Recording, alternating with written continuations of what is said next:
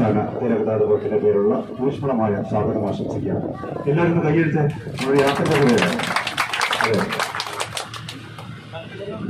പ്രിയ സഞ്ചാരികളെ, നമ്മുടെ ഇന്നത്തെ യാത്രയെക്കുറിച്ച് ഒരു ചെറു വിവരണത്തോടു കൂടി തന്നെ നമ്മുടെ യാത്ര ആരംഭിക്കാം.